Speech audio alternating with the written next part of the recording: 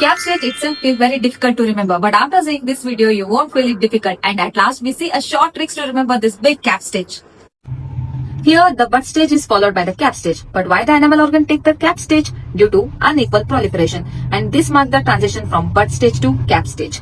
And here, the enamel organ is dividing into three parts, that is an outer enamel epithelium, inner enamel epithelium, and the center part. So we are going to see three types of cells.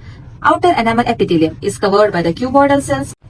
Inner enamel epithelium is made up of columnar cells, and this leads to formation of an ameloblast, which further forms the enamel. And this center cell were made up of polygonal cells in a bud stage, but this will convert into a star shape and leads to formation of a stellate reticulum. But why this actually polygonal cell convert to a star shape? That is due to glycosaminoglycans. This glycosaminoglycans is released by that polygonal cells into the interstitial space. As the glycosaminoglycans is hydrophilic in nature, it will attract all the water content present in the surrounding connective tissue, and that leads to formation of this star-shaped structure. So it will also act as a cushion just to protect the inner enamel epithelium from the trauma, and also act as shock absorber. The dental lamina is still attached to this oral ectoderm, but sometimes two or more dental lamella is seen with entrapped ectomesenchyme, and this is called as enamel niche. And in the cap structure, we are going to see a transitional structure. What do you mean by the transitional structure? They are the temporary structure which will disappear as soon as enamel formation begins. Here, we are going to see the enamel knot. Enamel knot is nothing but it is dense cells that are present just above the inner enamel epithelium.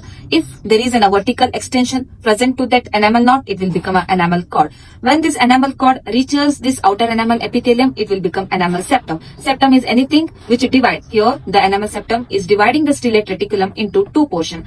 And whenever it attaches to the outer enamel epithelium, it leads to a depression which is called as an enamel navel.